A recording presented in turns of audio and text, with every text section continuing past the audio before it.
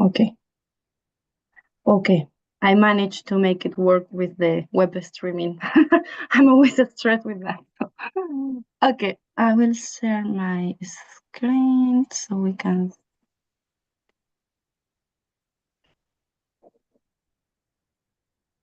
Mhm. Okay. All the participants to mute, and I will share my screens.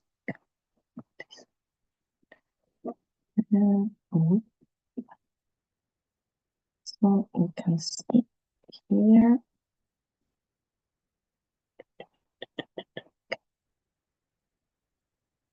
Mm.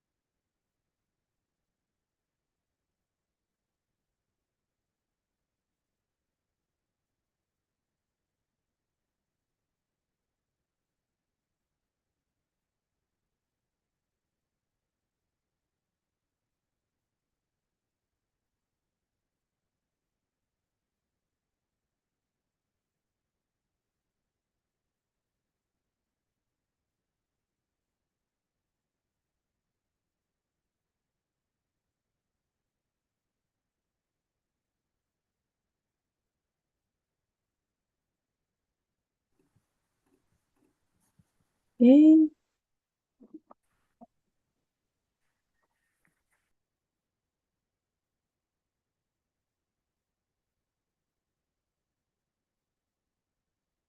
Welcome, everyone. I see that many are already joining us today. We are going to wait a bit, 2 more minutes, 3 more minutes, and then we can start with the webinar. So just a bit of patience, and then we kick off.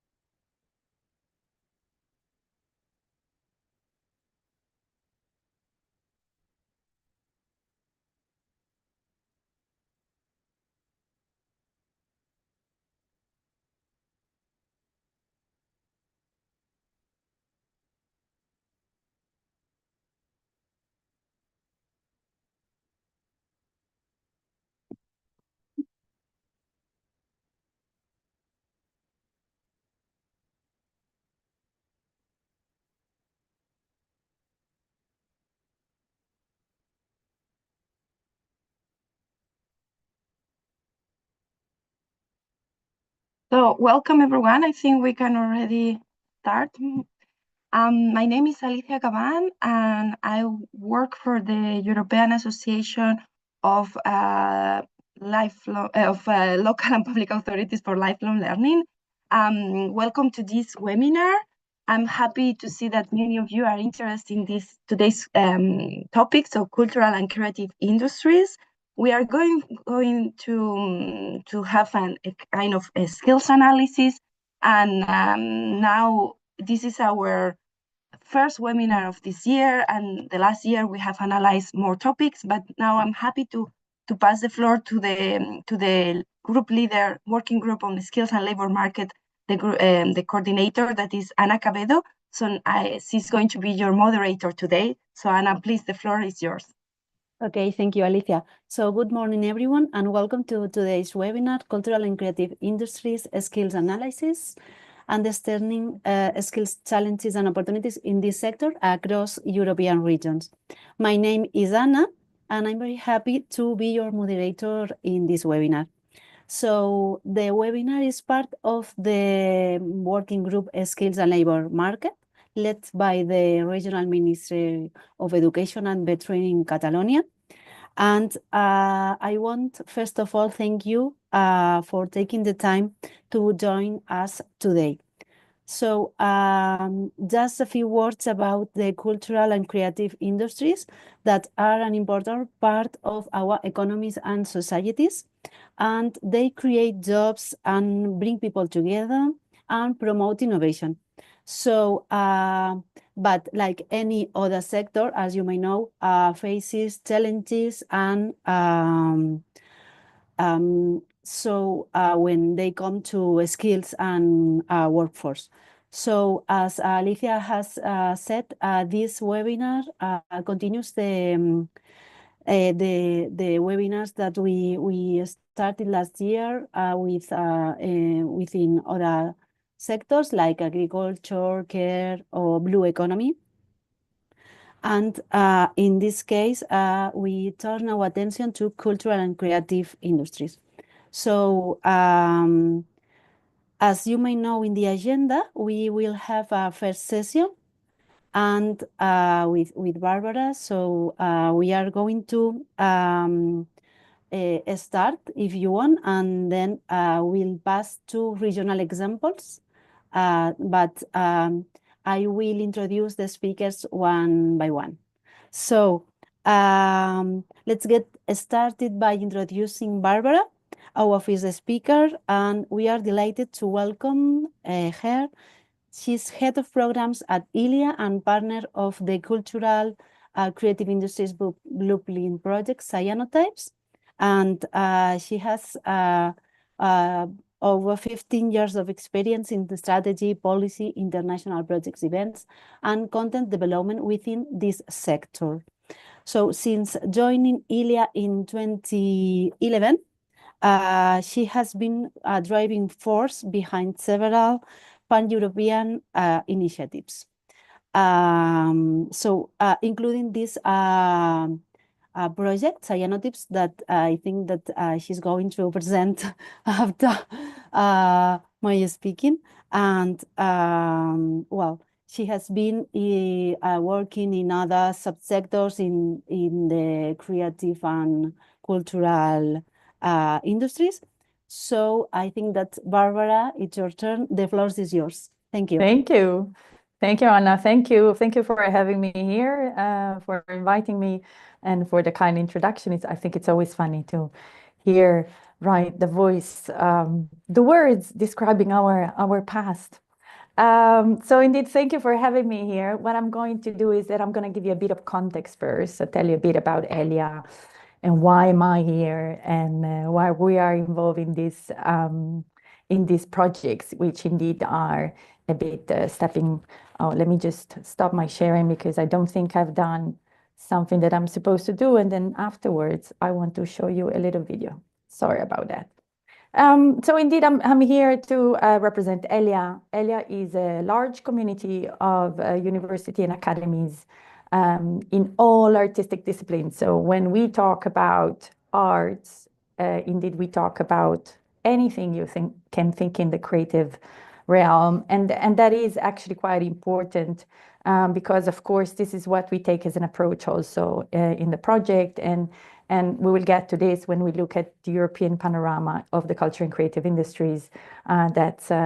If we get back to that, it's quite relevant because of its diversity, of course. But first, again, let me tell you very shortly something about ELIA. So ELIA is a very well-established network. We were founded in 1990. We thought our reason of being at a certain point would not be necessary anymore, which is, of course, to create connection and stimulate the creative power and defending democracy. But I'm afraid that we all know that that is a very current topic still nowadays. We are blessed by a very large community. Of course, when we talk about Europe, we talk about the continent Europe. And of course, we also work, of course, especially with EU countries, but we really think of Europe as a continent. And of course, because we are all living on the same planet, we are what we say globally connected. So we have lots of institutions also outside of this continent. And also, as much as our membership is institutional, right, it's the university or the academy or the conservatory of music that are part of our network. We think of the institution, we don't work with institution, we work with people. And therefore, we talk about the whole institution, meaning teachers, leaders, students, academic staff, anything, you name it, administrative staff. So to do that, of course, we have a very much bottom-up initiative. We work on our values that are at the core of what we do. And again, as I said before, these are very current and very important nowadays. So it's about embodying indeed the power of plurality, believing in the community and the power of this community. And of course, we do stand for arts and creativity as a driving force, as Anna kindly said, as a driving force of innovation as well. And of course, we support a culture of care. And we don't look just at the now, we look also towards the future. And then, of course, is for the sheer ambition that we have, and I will get to this also in these European initiatives, to really bring some innovation in the old-fashioned way of innovation, meaning changes. And you will hear the word also lifelong learning coming back quite a bit. Of course, that's also very important to us. And of course, again, as I said, we mainly work on advocacy, on connection, and on developing a community. So I'm just going to briefly fly through these slides telling you about ELIA, because of course I want to talk about the culture and creative industries. Of course, we do this through our, what we call our flag events. Our next biennial will be here in the Netherlands, where I'm based, in 2026. And our ELIA Academy is probably very interesting for quite some of you, because it dive deep indeed into the pedagogical aspects of learning and teaching, while of course the leadership symposium is more addressing the leaders of institutions. And for the rest, we again work with sub-communities inside the ELIA large community, which address different topics and different roles inside the organization. And as I said, I'm just going to fly through it, and I'm going to share with you some links. And if you have any interest in joining our community, of course, you're very welcome, and very welcome to contact me for any information. So this is just the context. The reason why I'm here to talk about the culture and creative industry is because indeed ELIA has joined one of the initiatives that the European Commission has started as part of the European Skills Agenda, which hopefully quite many of you know. I will come back also on that on another initiative. But of course, one of the alliances of innovation, they're called under the Alliances for Innovation, follows the blueprint of the sector. So the blueprint is, of course, something that we all know and we're familiar with, is right, a pattern, a road where we go towards, and that's it is very much the ambition of cyanotype. But you might be wondering why cyanotype. Well, that's also a nice story. Cyanotype is actually the term that was made for defining the blueprint at the beginning. So the blueprint used to be, right, a blueprint on an iron lace that was the base of photography. And there is a female photographer, Anna Atkins, that in the mid of the 18th century used this technology and applied it to photography. And that's how basically, right, a creative brought innovation. So took a technical skill and applied it in a creative way. And since then, that's what we call the blueprint a blueprint. And so we like this term because indeed it reminds us of not only how much creative female can change something and make sustainable changes, but also how much the arts and creativity in combination with technology has a huge role in bringing on innovation. But let me tell you a bit about cyanotype. Well, actually, this is the first right where we think about lifelong learning. Lifelong learning is one of the pillars of cyanotype in the sense that, right, in the new language that the European Skills Agenda is bringing up, we're talking about upskilling, reskilling, which is what us in higher education used to call lifelong learning.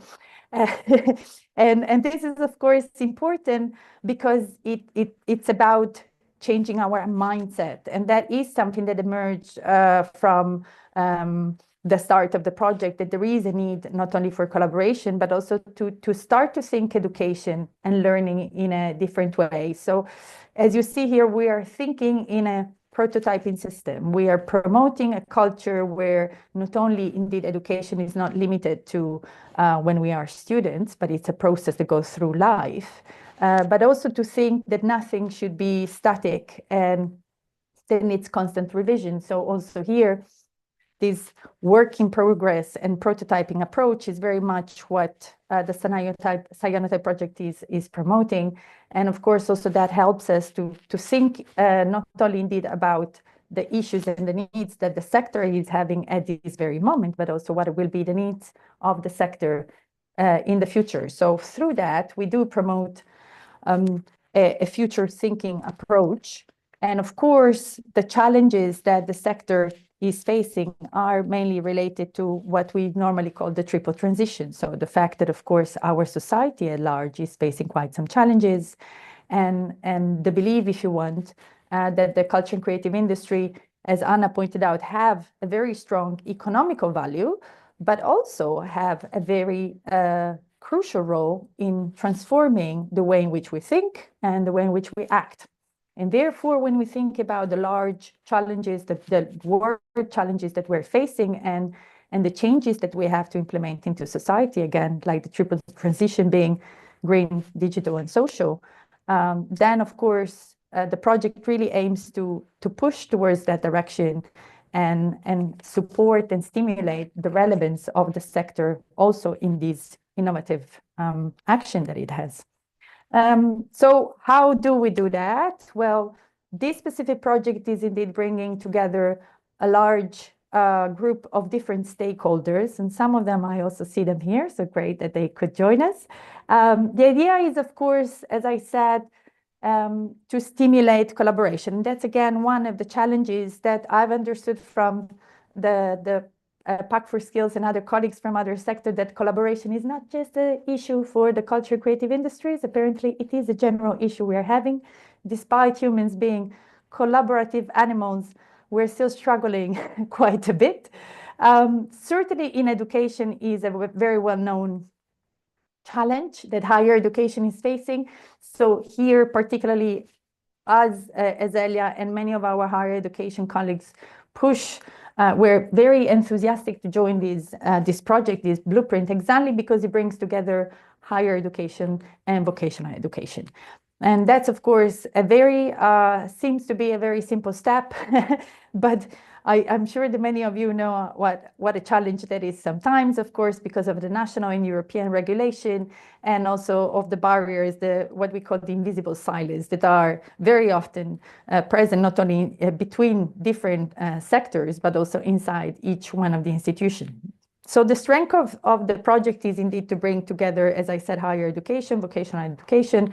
And of course, we wouldn't be able to do that. It wouldn't make any sense to do that if the industry would not be represented as well. So as you can see, there are quite lots of sector representatives inside the culture and creative industries.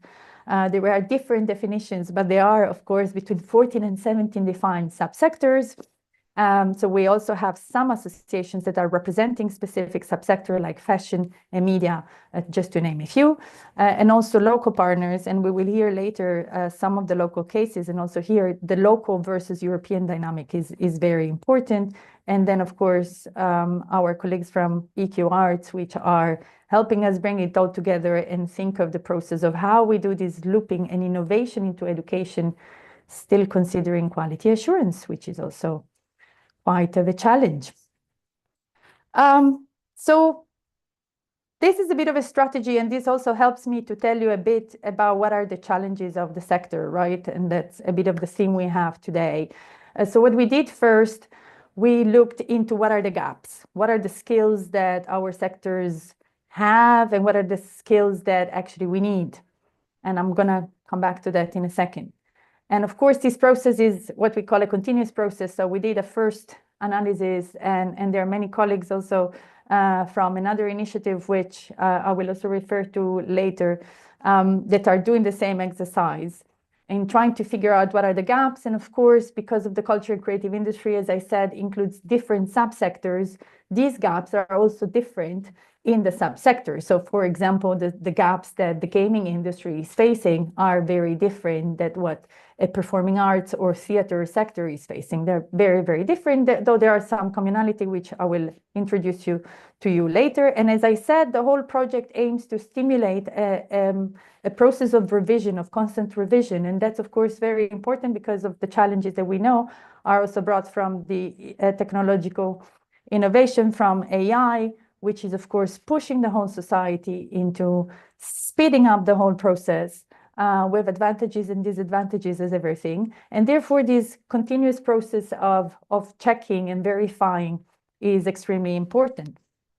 The second is what I already mentioned before, which is the importance of enhancing collaboration.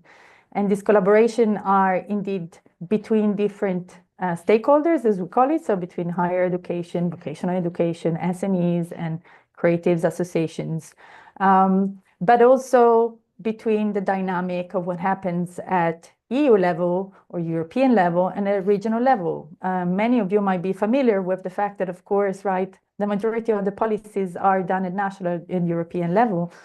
And these policies or these approaches are often not applicable to any regional or local context. So also in cyanotype, and I will talk later about the Creative Pact for Skills, there also we try to bring these dynamics together, so not to try to impose anything, but to learn from each other. So again, a peer learning approach. And again, last but not least, for sure, is indeed a framework. And as I said already, really a different kind of conceiving our learning and teaching patterns and really going towards a concrete lifelong learning and professional development. So we have to see this as something that continues constantly. So these are a bit of the strategy that we set, but also indeed what help us figuring out what are the issues. So this is a very short summary of the gaps that we have identified so far. And I'm quite sure that none of these are particularly surprising to any of you, which also shows how much, as much as indeed, right, sectors can be different. And more we go into the details, they are very specific, as I said, skills sets that need to be identified, though the broad picture is bringing us back to a similar pattern. Well, our sector, at least the culture and creative industry, is quite aware of the fact that since quite a long time, we are aware of the fact that maybe we are not the best when it comes to right entrepreneurship.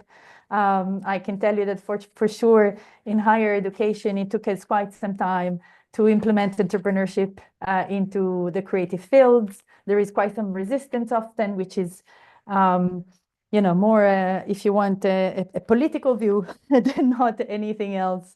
But of course, on the other side, this is the society in which we live. So, of course, the whole business, financial management, and of course, the strategic thinking is something that we do recognize as a gap in the industry, and also, of course, knowing the market, and in this case, again, the specificity of the market that can be either the subsector being design or gaming or music, versus, of course, the local context. Because again, being an artist in the UK is something very different than being an artist in Italy and so on. So that's, again, not very surprising.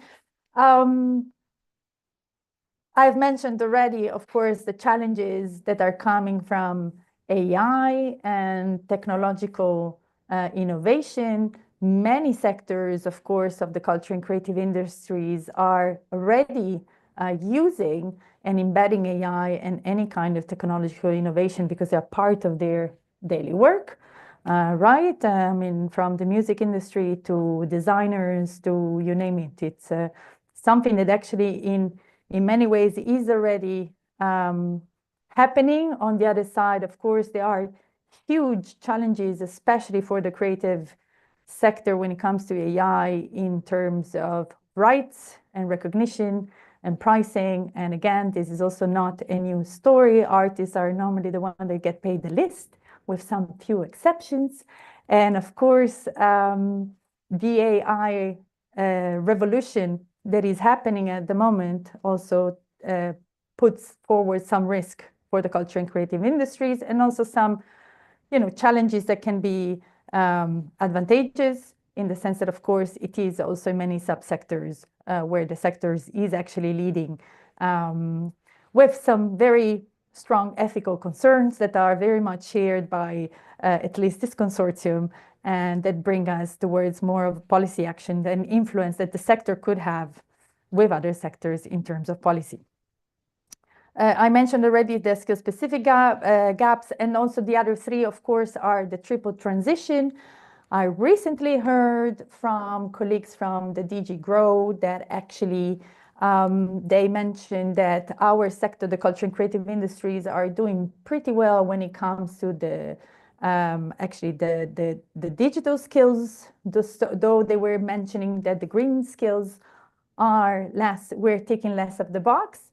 Unfortunately, I don't have the data, so I cannot share this data. I was in a session reported by one of the colleagues of DG Grow.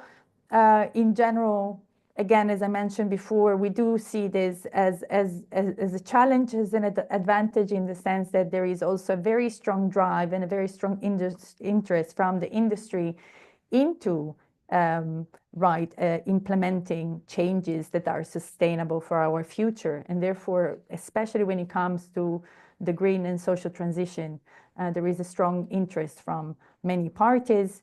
And of course, this is where cyanotypes come in the picture for many parties, especially for individual creatives or SMEs. The challenge is that, of course, they do not have the capacity and the resources to implement these changes. And I can tell you that even for higher education that might have these resources, sometimes there are other challenges that institutions are facing beside being relatively rigid institutions, regulated by very strict regulation at national and European level, which of course are not exactly the best context for implementing changes and innovation, especially when it has to be fast. The other challenge is also a matter of recognition. So there, what we have realized and figure out from this project is that there is basically a lack of awareness. Very often, our schools, for example, are teaching these skills, but they just didn't really figure it out that they are. So that's also something that we are looking into.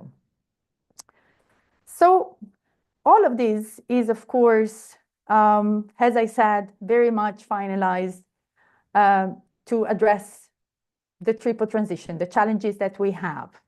And what we figured out in the process is that, of course, addressing specific skills might not be the best approach when you take it individually. Because, of course, as we already mentioned, there are quite lots of challenges and skills that will be replaced by machines. And so cyanotypes really aim to have a transversal approach and a transformative approach. And that's because, of course, there are lots of skills like creative thinking and critical thinking, which are one of the best qualities of us animal humans. And therefore, this is what cyanotypes try to emphasize. We can make these changes if we think in a transversal and transformative way. So I'm just going to show you a little video that we have created to try to give you a bit of an introduction on this. And then I'll move on to another project that is very much connected to this and will hopefully complete the picture. So let me just try to see if this is working. It was working before, but we all know that normally, maybe this will do. No, unfortunately, it doesn't. Sorry about that. Ah, there we go. We are all works in progress, blueprints continuously being revised as we learn, imagine and try to shape our futures. Cyanotypes is a European project addressing the future learning needs of the cultural and creative sector. Cyanotypes has developed a unique train the trainer framework to ensure that creative skills stay relevant and renewable. Our sector has seen vast changes, influenced by social, technological and ecological factors, and we continue to position ourselves at the heart of addressing these challenges. Imagine a world where creatives and artists play a broader role in policy making, cross-sectoral innovation, envisioning new perspectives and business opportunities. The Cyanotypes Train the Trainer framework provides new ways forward. Based on a triple loop learning approach, learners locate future creative skills within competence learning ecosystems. The Creative Agency Circle lies at the centre of the framework. This enables customizable learning journeys that can be applied to any creative field. Whether you specialise in fashion or gaming, design or visual arts, these 5 skill clusters will enhance specific aspects of creative agency in a wider context. The collective cluster explores new forms of cooperation beyond existing organisational boundaries. The public cluster aims to inspire public sector innovation, enhancing understanding of the role of public actors and processes. The data-driven cluster explores new contexts, utilising data to facilitate socio-technological systems design. The value-creating cluster reframes the intersection between entrepreneurship and aesthetic practice. The regenerative cluster redefines sustainability, facilitating curative action and regenerative agency. The Cyanotypes framework not only ensures sectoral training needs are met, it provides creative professionals with the transversal competences necessary to thrive, along with a dynamic blueprint for skills development and growth. We are all Cyanotypes. Join us today in shaping strategic skills for creative futures.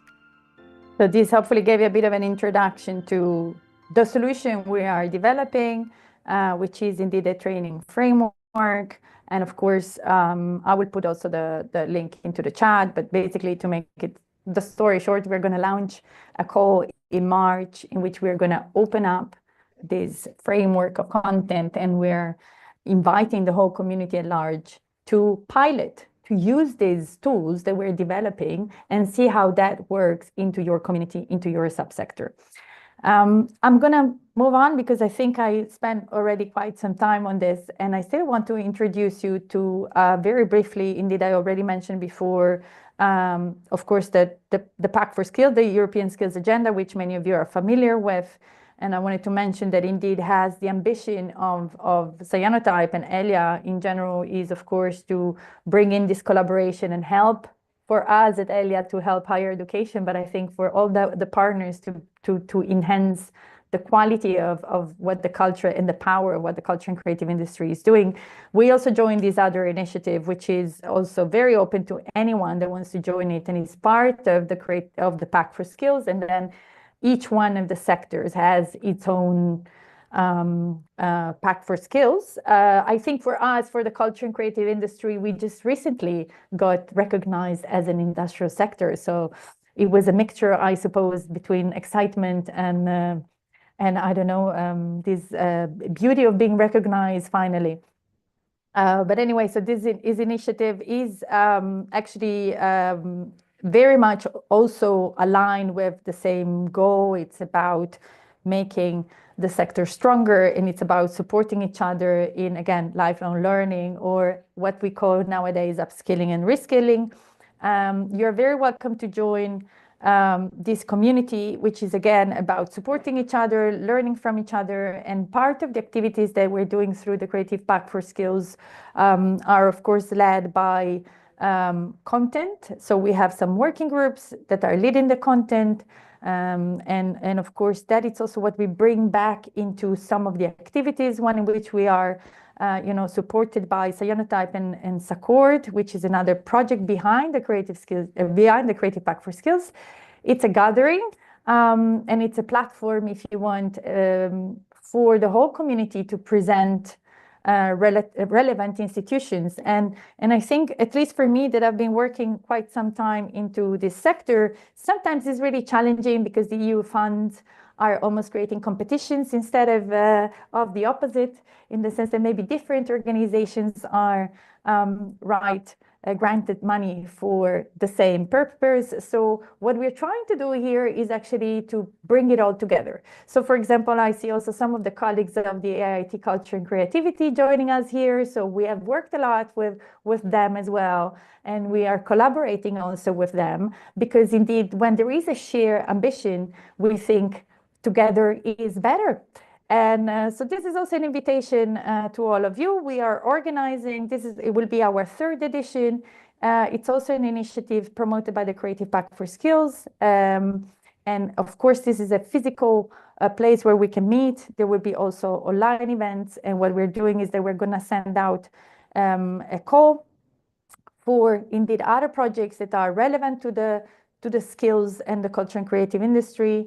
And also an invitation to join us in Prague. And of course, another element is indeed the call that I mentioned before, Cyanotype. So the people that will want to run these pilots, they will also be trained in Prague. So this is my invitation to all of you to join us. And I thank you very much. And I hope I didn't take too much time.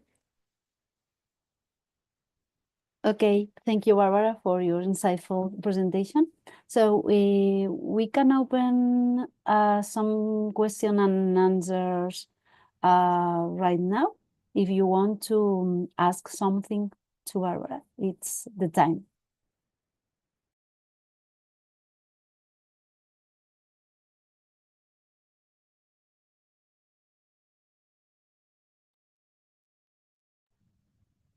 Yeah, I have a question actually, Anna, sorry.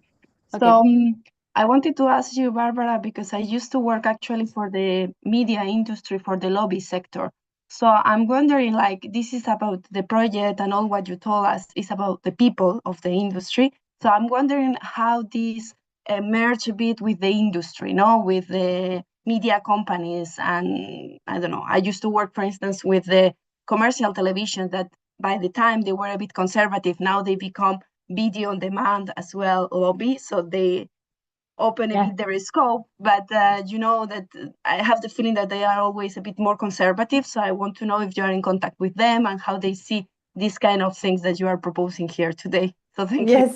Yes, Alicia, thank you. Thank you for the question. Indeed, we do work with quite some industry partners. The Creative Fed, the Creative Business Association is one of the core partners of both projects. And of course, we also have some specific sector associations, some at the local level, some at international level. Media Arte, for example, in Belgium is one of the partners. And indeed, I think there is this challenge that we are all facing. And again, I'm not so sure whether that is only for our sector. The challenge is that, of course, one of our, David Crombie is our leader in HKU.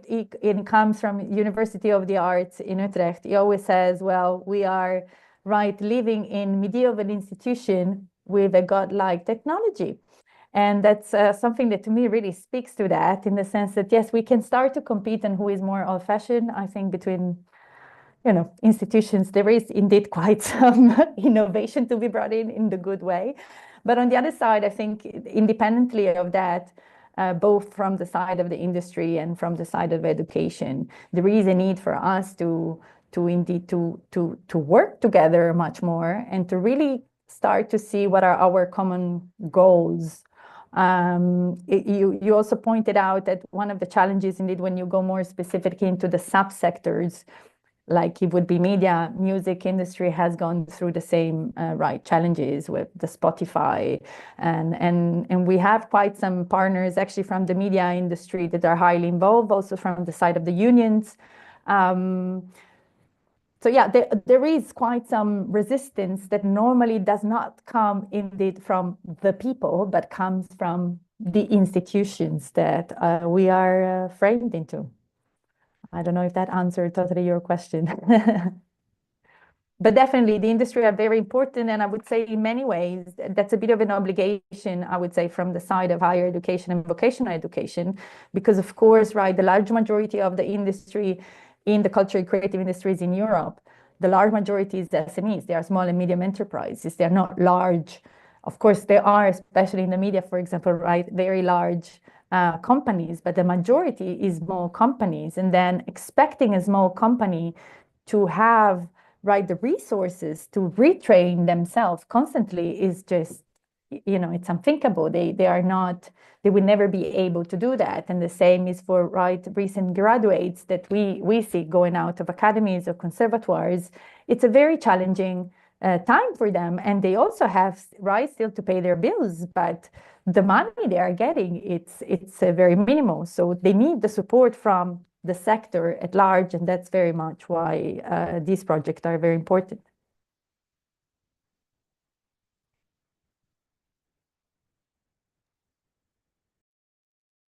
Okay, I don't know if there is any more question, or in the chat, maybe.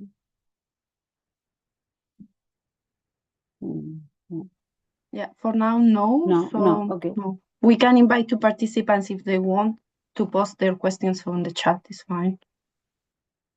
Okay, perfect. So thank you, Barbara. Thank you. I think that we can now move on to our second session with the regional examples. And we'll have in this session 4 different speakers. So now we are first welcoming Ruth Mayoral Lopez. Ruth is the manager of higher education programs at Euskampus Fundatio. Sorry, I take sorry for my mispronunciation. You know, it's not easy. She coordinates training and research ecosystems, including the Basque cluster for cultural and creative industries, and works on projects connecting companies, public entities, and universities. Ruth holds a postdoc in sociology and focuses on skills development in this cultural and creative industry sector, smart industry, and social innovation. So, Ruth, welcome to the webinar, and we look forward to hearing from your insights. Thank you, Anna. Can you hear me well? Yeah, it's okay. Okay. Yeah, it's okay, Ruth. Yeah, Euskampus Fundazioa. You know, with the Basque language, we have another challenge there. Thank you, Anna, and thank you for having me here today. So good morning, everyone. I'm Ruth, and I represent KS Egune, which is the Basque cluster for higher education and research for cultural and creative industries. We are an ecosystem where the higher education and CCI sectors come together to cooperate in training and research, and also in transfer projects. And we respond to this cluster, industrial cluster idea, but from an education perspective. So the core of KS Egune is integrated by 27 faculties and higher education institutions or centers. Okay, it's okay. Thank you, Alicia. Just some figures. According to the latest data, cultural and creative industries imply more than 10% of companies in the Basque country, and slightly more than the 5% of total employment. So in general, the sector is mainly made up, as Barbara told us before, is made up of micro enterprises with an average radio, in our case, of 3 jobs per company. This is something that is slightly different in cultural industries and in creative industries. In our case, in cultural industries, we have a radio of 4 and something. And in creative industries, we are in a 2.2. So in any case, there is quite a long distance between our companies and our universities and higher education institutions. So in both in terms of training adapted to real sector demands, and also in terms of applied research. So in this context, KS Eikune was born in 2020, aligned with 2 different basket strategies. The first one is the strategy for the connection of university and business, promoted by the Department of Science, University and Innovation of the Basque government. And the second one is the strategy for innovation in CCIs, promoted by the Culture and Language department. So therefore, KS Eikune is established as an instrument with the aim to connect academia, business, but also administration in a cooperative model that enhances the contribution to society. So on the left center, you can see the taxonomy we designed for identifying and classifying the capacities of our university system, higher education system. But we used the demand language, meaning the university explained its capacities and programs in terms of offer. And what we started to do is to classify training and research using a sectoral classification. That is what let us analyze the system and identify possible gaps. On the right, just a reference of number of training programs per sector. That kind of information is essential for us because it allows designing programs for which there is a demand or a real need. We have this kind of based or essential info in order to deploy programs that have a base, right, of knowledge. Alicia, if you can please go to the next slide. Thank you. On this slide, just a quick view of the KS Eikune composition. As I said before, KS Eikune is led by both departments, Science, University and Innovation, and also Culture and Language department of the Basque government. In the present is integrated for all the faculties and higher education institutions with competencies in cultural and creative industries. I would say also cultural and creative industries and arts, also including vocational training, specifically higher vocational training. And we are integrated as well by a variety of cultural and creative sectors representatives and other Basque institutions, such as the Basque Agency for Innovation, for example, or the Basque District of Culture and Creativity Cluster. Also, of course, the Euskampus Foundation, Euskampus Fundazioa, which is the entity commissioned by the Basque government for the KS Eikune management, which is led by myself. In 2024, KS Eikune was announced by the European Commission as the first regional skills partnership on CCIs. And we have been selected to contribute to this framework through various actions at bringing the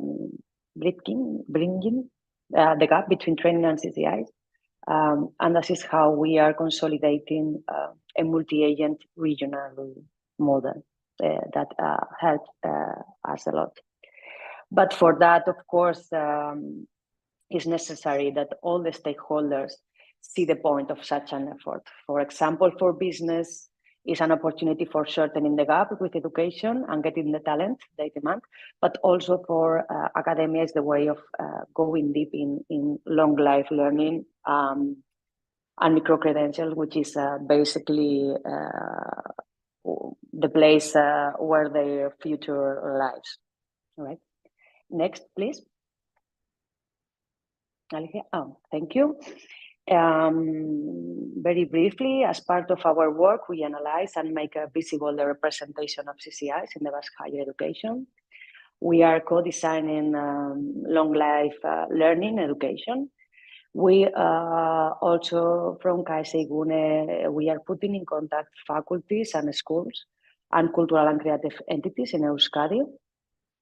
And also we are helping trying to help the agents of the ecosystem in matters of training, research, and transfer.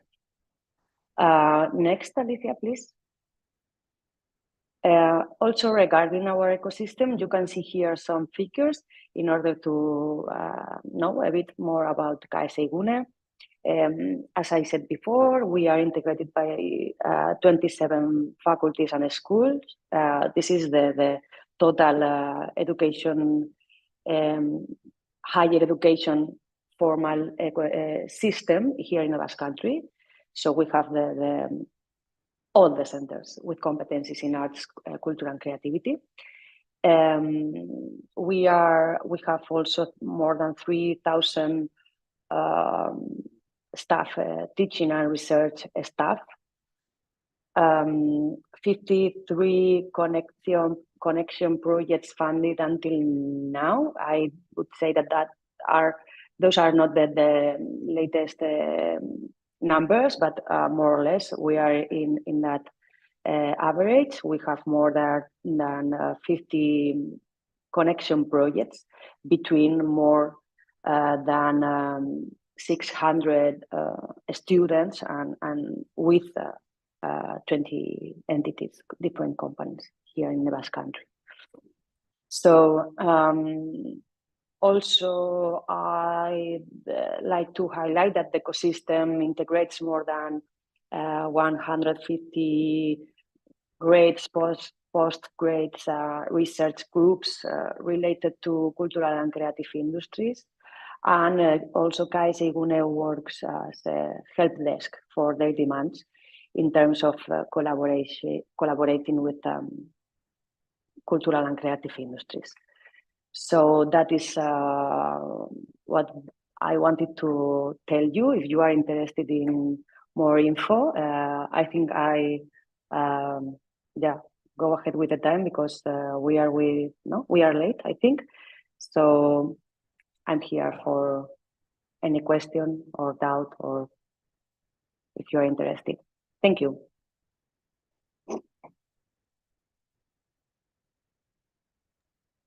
Thank you, Rod, for your presentation.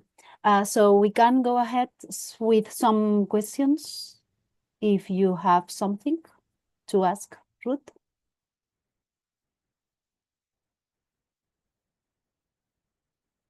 Camila, go ahead, Camila. Thank you, Anna. You talked about language industries. Could you please tell us a little bit more about that?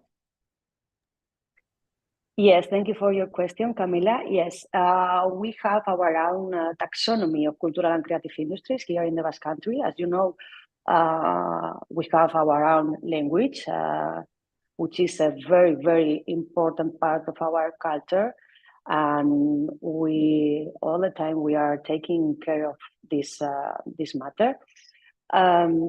For us, in our particular taxonomy and culture and creative industries, we have included in the whole Basque ecosystem language and gastronomy. So for us, both sectors are, I'd say, a bet of the Basque government And they include a few years ago in these cultural and creative industries, understanding that they are absolutely key in our region, right? We have an important strategy, the smart specialization strategy, as you already know. We in our region is led by the culture department in the area of cultural and creative industries. So include those two sectors in cultural and creative industries is quite a step, because let us to put money invest in this sector as well, and connect as well both sectors with university and education. So also we are working very hard in cross-fertilization and how we can mix all these sectors, because we have, as every region, we have sectors very on the top, I would say, and we have sectors that need this help. So we use at the most advanced sectors for helping the last ones. I don't know if makes sense. Sorry, because the language. But yeah, for us is key. Thank you so much. Interesting.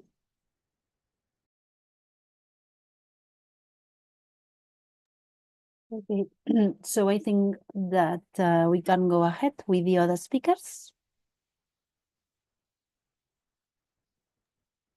Okay, so from Centre Val de Loire region, we have François Glé and Jan.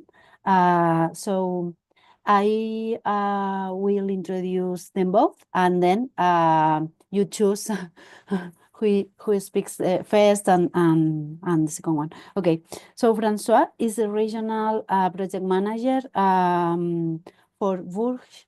I think that maybe I pronounced it this time right. I'm so sorry. 2028. So the next European capital of culture in France, if I'm not wrong.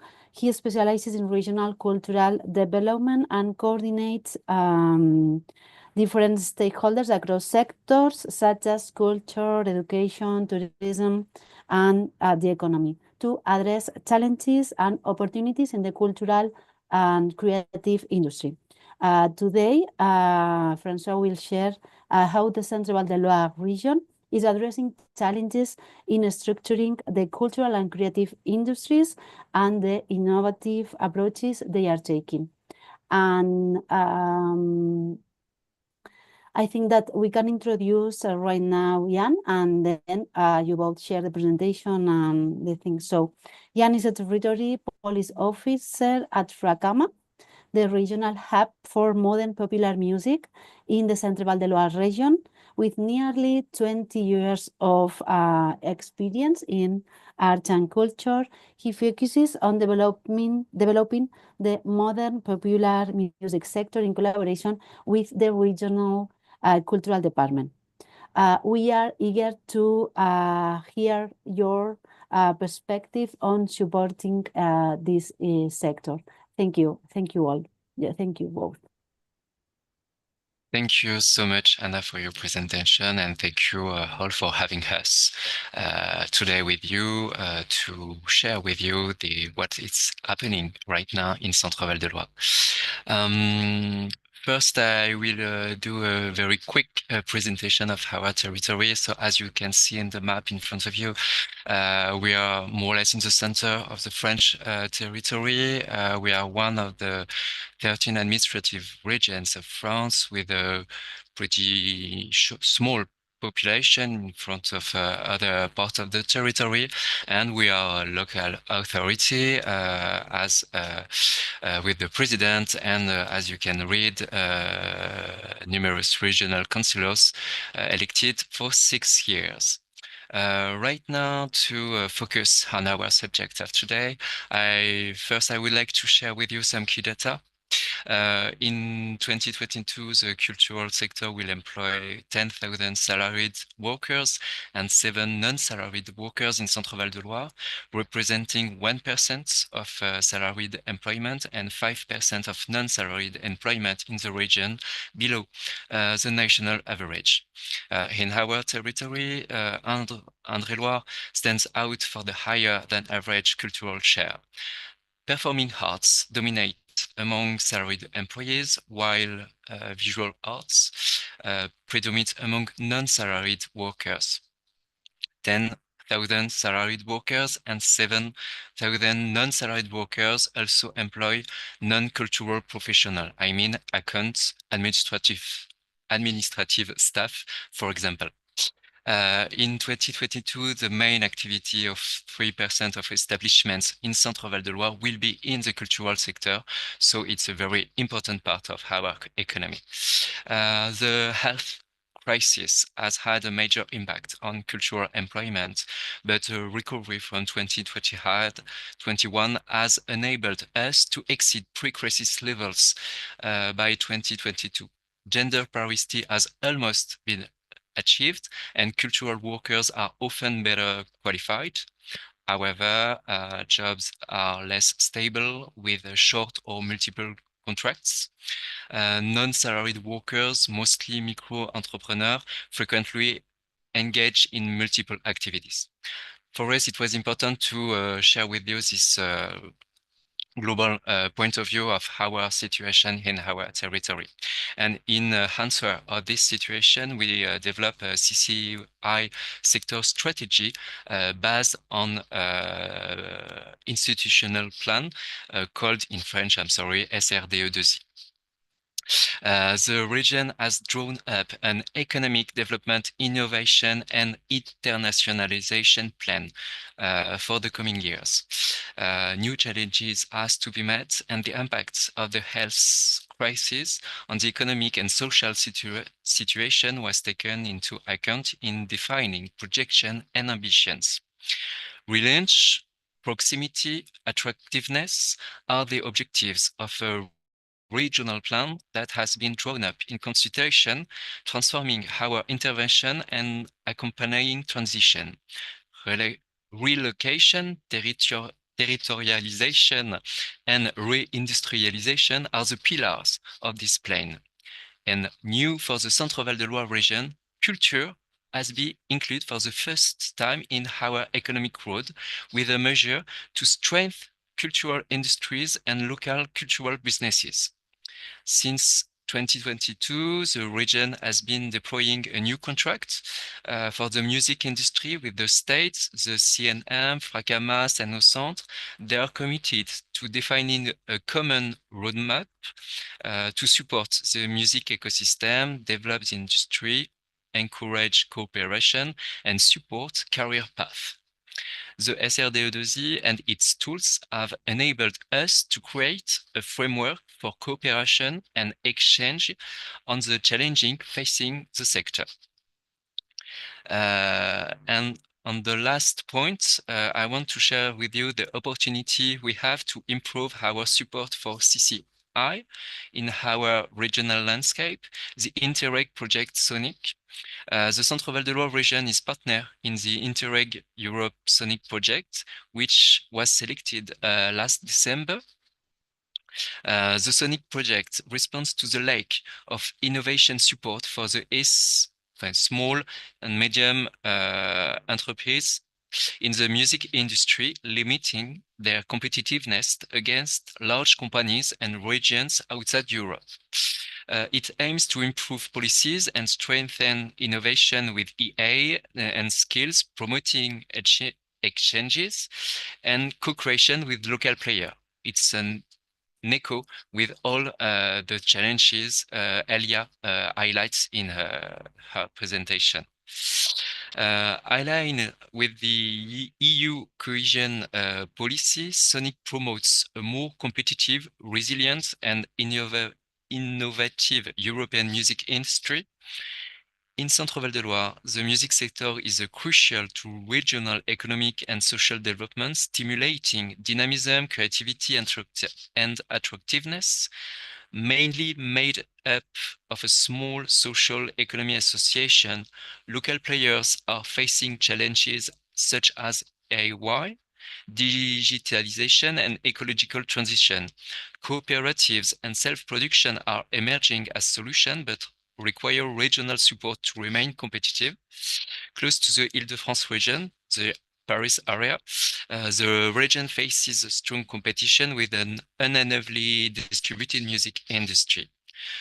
Through interregional exchanges, we hope to be able to find sources of inspiration on the way in which these issues are being tackled to guarantee better competitiveness for the sector.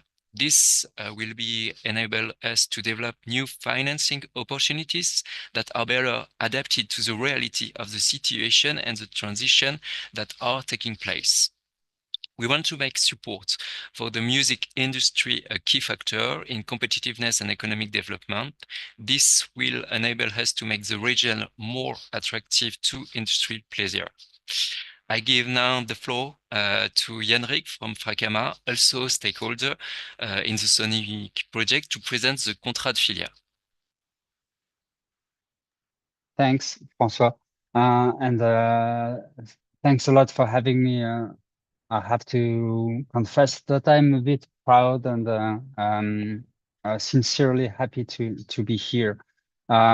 Just a few words about the Fracama, which is a non-profit federation which brings together about 60 music organizations in the French region of Centre-Val de Loire. We work closely with the culture department of the Centre-Val de Loire region by and through our public mission. On one hand, the first mission of the Fracama consists in supporting the development of a cooperation network between several organizations, mostly non-profit, which represent almost all activities one can meet in musical sector: teaching music, organizing gigs, managing or promoting bands, producing and editing records, broadcasting content, etc. On the other hand, the Fracama's team and members are available on request to advise, guide, support any organization, public or private, as long as it's established in Centre-Val de Loire.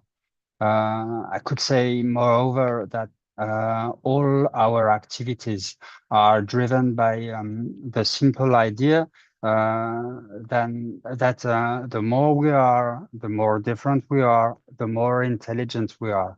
And we defend the idea of cooperation is better than competition. In a certain way, cooperation is the most competitive way to work, at least in the music sector as we consider it. In a way, we are a policy tool, and we serve the policy, the cultural policy of the region Centre-Val de Loire by advising anyone, by animating, how could I say it? Sorry for my English. I try to find the best words I can find. In a way, we organizing throughout years multiple community-based education activities outside of this contract or filière that I will present in a few minutes. We are organizing regularly professional meetings, workshops, one-on-one sessions, webinars, etc. And now to focus on the contrat de filière Musiques Actuelles, I could say that this contract which could be translated as modern popular music sector contract, is a policy tool, national policy tool, wanted and led by the French government, and it is defined in each region of France. In Centre-Val de Loire, we have the Ministry of Culture and its National Center for Music, the Culture Department of the Centre-Val de Loire region, and two regional network, Seine au Centre and the FRACAMA, which I represent today. And they are working together under this contract with the shared aim of supporting the development of the modern popular music sector in Centre-Val de Loire. And their cooperation is based on collective intelligence, and it can take about two forms. On one hand, observation and consultation of sector and all of its players, and on the other hand, prospective and public support measures. In summary, since 2022, the Contrat de filière Musiques Actuelles en Centre-Val de Loire is two governance instances, one strategic committee and one technical committee, in which we can find all the 5 partners I mentioned before. The contract filière represents multiple meetings between contract partners. We conducted one study about the players of the modern popular music sector in Centre-Val de Loire. We animated 2 public webinars, 3 public consultations, and we are organizing multiple one-on-one advisory meetings with project holders. It represents about 470,000 euros in public subsidies dedicated to support the players of the sector. And since 2022, 8 calls for projects campaigns, including, for instance, professional cooperations or dialogues between musical aesthetics, aiming to support the engineering and provide financial assistance for co-productions between production structures and gigs organizer. We have also one call for project, which was called multi-year support for modern popular music production companies, with the aim of securing their investments.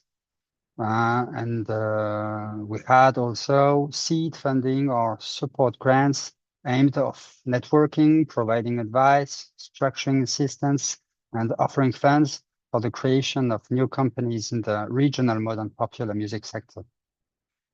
In short, these supports are systematically accompanied by several meetings with the partners of the contract, aimed at the skill development of the modern popular music sector holders in the Centre-Val de Loire. Moreover, most of the project holders, as I said before, are invited to join the FRACAMA network, which organizes multiple community-based education activities throughout the year outside of the sector contract, such as professional meetings, workshops, one-on-one sessions, webinars, etc. Sorry for my English. I tried to do my best. You can trust me. And if I have questions, I'd be happy to try to understand them and answer. Thank you both for your presentation. So if anyone has a question for them both, I have a question. I myself have a question. So I go ahead. With Bosch becoming the European culture capital on 2028, how do you think this is going to affect the CCI sector? We are working on CCI sector with the next European Capital of Culture in France, because we have a part of our territory with lots of professionals of this sector, but with Bourges 2028 in the south of our regional territory, we want to improve a structuration of this economy in the south of the territory, and proposing a new model for this economy in a more small and medium-term area with more an rurality area, and using it as a good environment for having new opportunities to develop projects. But to follow this goal, we need to reunite, to have a unique movement of all the ecosystem of cultural actors. And that's why we are more or less using the dynamic of Bourges 2028 to have a tool, more or less, to develop it. So Bourges 2028 obviously is a next rendezvous in 2028, but we are actually more working on the structuration of the CCI sector in the future in Centre Val de Loire, more in long-term impact. For example, in France, we have a very interesting example is Angoulême, thanks to a very famous festival of comics. During the years, more or less 20, 30 years, they develop a large ecosystem with schools, startup, majors, and now when you are working on this sector of activity in France, you need to go at the moment in this territory, because you have unique opportunities there. And we want to develop this in Centre Val de Loire using Bourges 2028 as a new model with a low carbon impact, if you know a little bit the project, the global project of Bourges 2028. Okay, thank you. Thank you so much, Francois. Okay. So I think that Ruth was, it was a thought, not a question, but I think that we can use these webinars to make contacts. So to know what are you working at the moment, and then make connections to later on, you know, make things happen. Yeah, if I can just interrupt for a minute, your speech ring a bell for me, because we have a very strong collaboration with Nouvelle Aquitaine in terms of and in your regional terms. I mean, we are collaborating a lot with Nouvelle Aquitaine and also with Navarre. Euskampus Foundation actually is a foundation with a lot of cross-border activity. We are co-funding masters and so on. And we have an office in France. And I think you were talking about El Polo Maghrelis. I don't know how to say it in French. So sorry for my language as well, colleagues. But we are working with this topic of audiovisuals with Nouvelle Aquitaine, specifically with the Pôle de la Imagen de Maghrelis. And we just, I'm going to put the link there, because I think that there is an interesting project, because we are extending this kind of ecosystemical way of working to the cross-border, you know, area. Sorry, thank you. Okay, so should we move to the last speaker?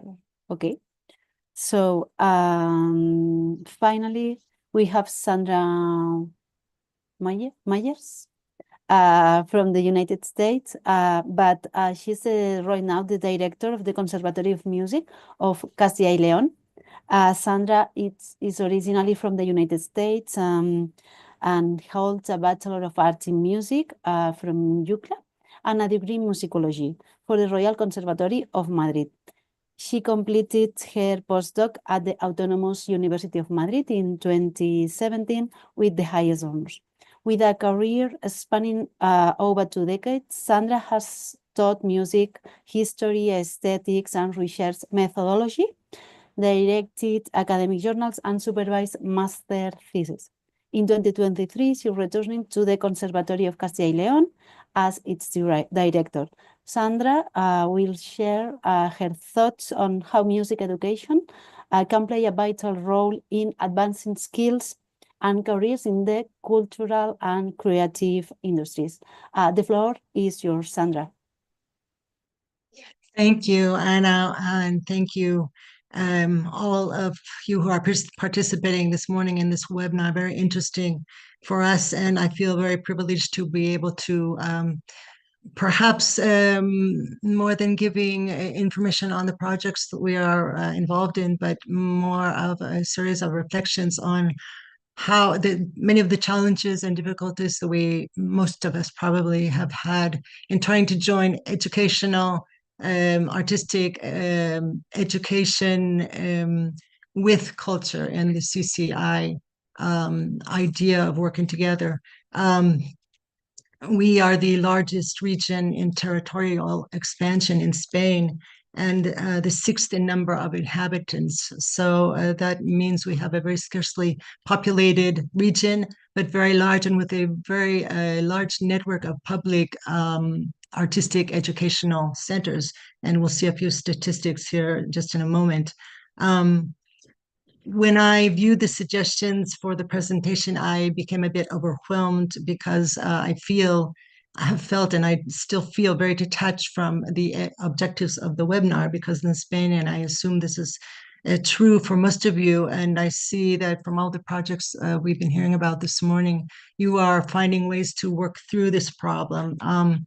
We have to work through 2 ministries in education in Spain. We pertain to education, which also has vocational training and sports, and we are detached then from the cultural ministry. And on a regional level, which more or less imitates the national structure, we are in a smaller sub-department along with vocational training, which has proposed many challenges from the legal and administrative standpoint, because we feel as musicians and artists sometimes feel estranged from the vocational training system. And I think that's something we continue to work through. Our conservatory is just a small detail, has an opera workshop, which we are very proud of, and we do work with other artistic schools and vocational training schools. So I think it's very enriching to do that, but on an administrative level, it is sometimes very difficult. So it is a challenge many times. We are obviously an educational institution, but we produce cultural activities and products in the form of concerts.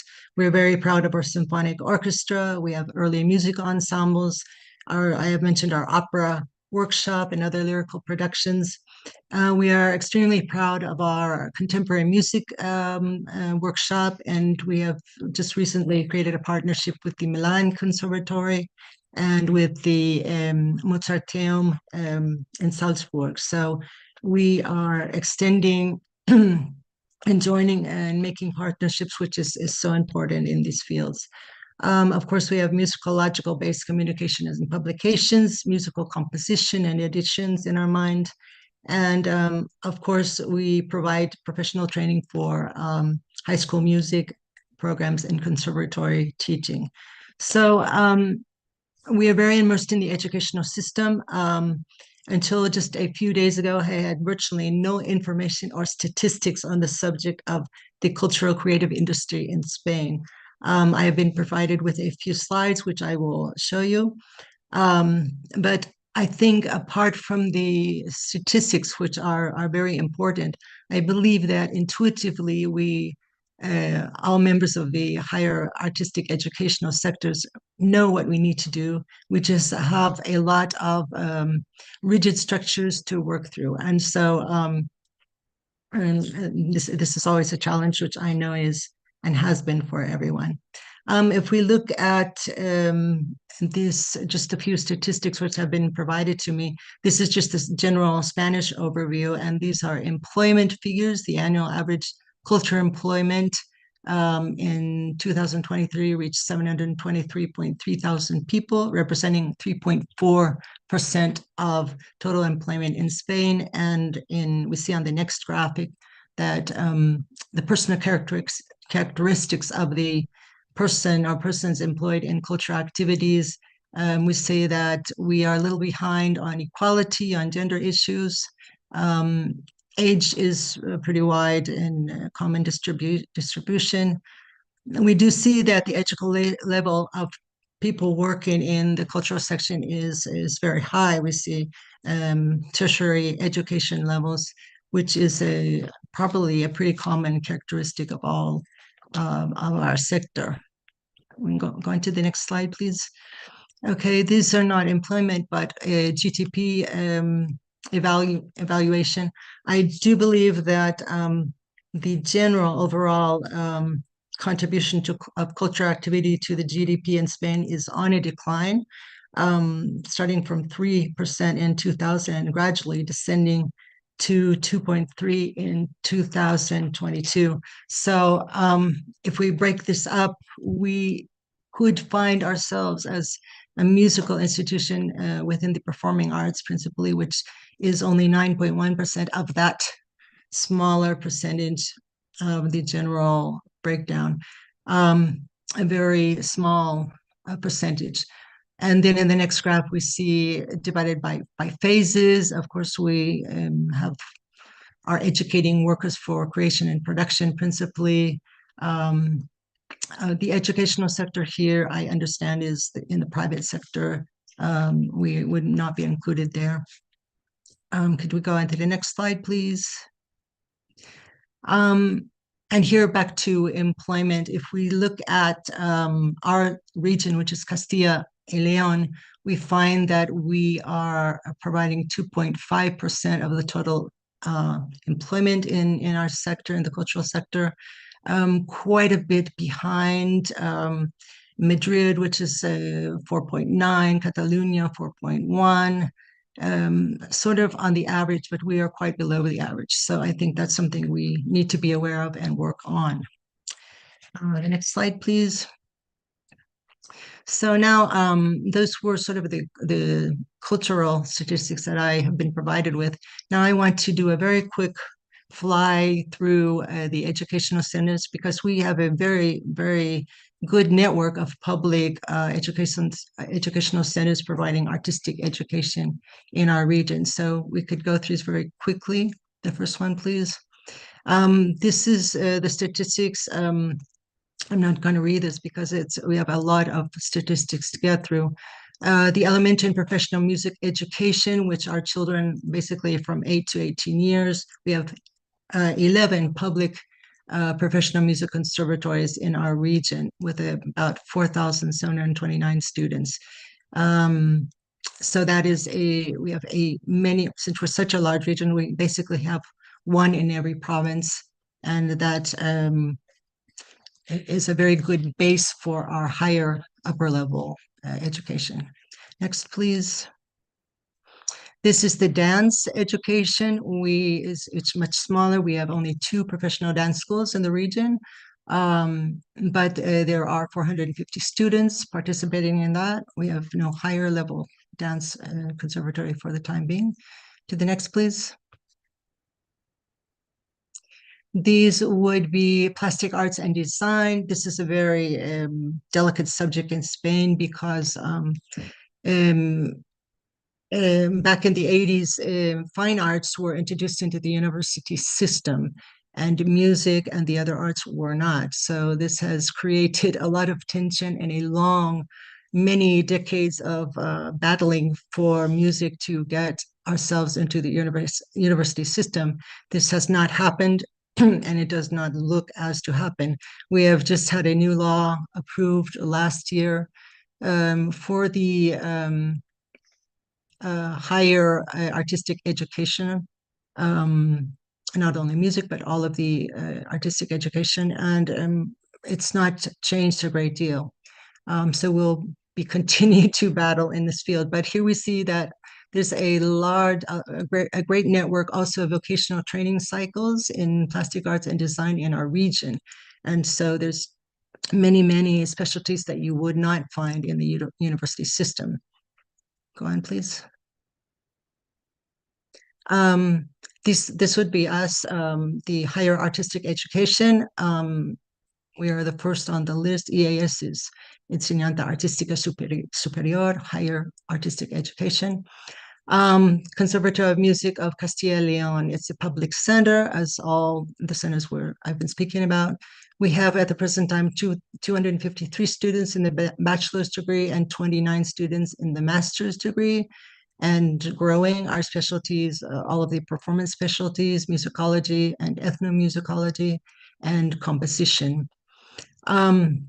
We also have in the region a higher artistic education center of dramatic art with a total of 98 students in the bachelor's degree and 15 in the master's. There's also an upper center of design for art schools and higher design schools with a total of 312 students, and one in conversation, 5 art schools actually in conversation and restoration of cultural heritage properties, with a total of 109 students in all kinds of different specialties. Go on, please. So, and then we also, in our region, we have many non-formal education centers, and these depend on the municipalities. I think this is common in all of Spain. The city governments fund these schools, and in Salamanca, we do have in our city, which is a population of about 150,000, we have the upper conservatory, the professional conservatory, and then we have almost, I think it's from 700 to 800 students in this non-formal city schools. This is usually directed toward people looking for leisure or recreational learning in music, but it is a very good base for some of these children go on to get into the professional conservatories, and adults as well can join in. And there's apart from music, there are other different things as you see here. So I must ask, what do these statistics tell us? How to converge the cultural statistics with the educational? I think there's actually no relation. We need to make structures and work together to align cultural and education ministries and councils, regional councils, such as ours, region of Castilla y León, towards specific CCI goals. We need to create awareness of potential specialized areas. Intuitively, we know many things. For example, sometimes the statistics don't tell us everything. Intuitively, with no statistics available on the subject, we know that a very large percentage of our former students are later reintegrated as teachers back into the public conservatory or high school system. And we should ask, is that what we want? This happens, I believe, in many sectors. For example, if we talk about public health, for example, that's perfectly acceptable because we have a public health system which needs more professionally trained professionals in the sectors. If we consider that if music provides social well-being and better physical and mental health, perhaps that is enough. That is what we should all be striving for.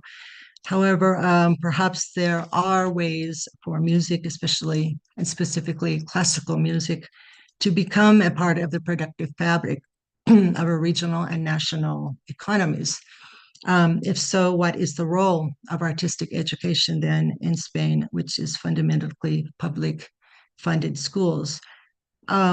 We also know intuitively, right, without statistics, that another substantial percentage of our former students compete very energetically to enter into publicly funded orchestras, such as our own Orchestra of Castilla y León. Of course, we have almost all the regions in Spain have their publicly funded orchestras. There are very few privately funded orchestras in Spain, and even they I believe, depend on public funding, to survive. Depend on the municipal or regional festival cycles or programs. And it is in fact almost impossible as a classically trained musician to not depend directly or indirectly on the public culture budgets. And it is a fact, this is a statistic, that 70% of the cultural entities consider state or regional aid to be the main source of funding for the activities. So I think all these things, that many of the things we know intuitively, other things we do have statistics for, need to be addressed if we want to create a healthy fabric in the CCI industries. So going on through this list of things that I say, where to begin, go back please to the far one, yes. We need to correct national and regional implementation of the new law that has just been passed for higher artistic education, with implementation of new curriculum and flexibility in hiring, which at the present time is very, very difficult. We need to increase administrative staff for the implementation of internships, practical training, work placement officers. We are very understaffed, and on an administrative level, it's virtually impossible to find the time, being teachers ourselves, to dedicate ourselves to these very necessary things. And lastly, to increment participation in European and international partnerships. These things we are doing. We need to strengthen and continue working towards these partnerships. And this morning has been very interesting to see how other regions and other European countries are establishing these networks and projects. And I think this is the way we need to go. And the next, please. I think thinking about CCI, I think, of course, our students who come out of our educational system in higher artistic education will find it very interesting if we are able to create stronger productive fabric in the industries, obviously, but it's a two-way street, because I think ourselves as educational institutions need to reinforce our training in leadership and entrepreneurship. This is something that needs to be done, and very urgently. Others have spoken this morning about all the sectors that need to be enhanced, and so these two things need to go together. We need to work together with the cultural ministries and the cultural administrations, and also to create this stronger fabric in culture industries. And as educational institutions, we must assume our responsibility in the training of our students to also help with this. So both ways will enhance one another, and I believe we're all thinking on the same lines in this. So that would be my reflections for this morning, and thank you very much. Okay, thank you, Sandra, for your presentation. So I think we can open the floor to questions and answers right now. I don't know if any of you want to ask something to Sandra.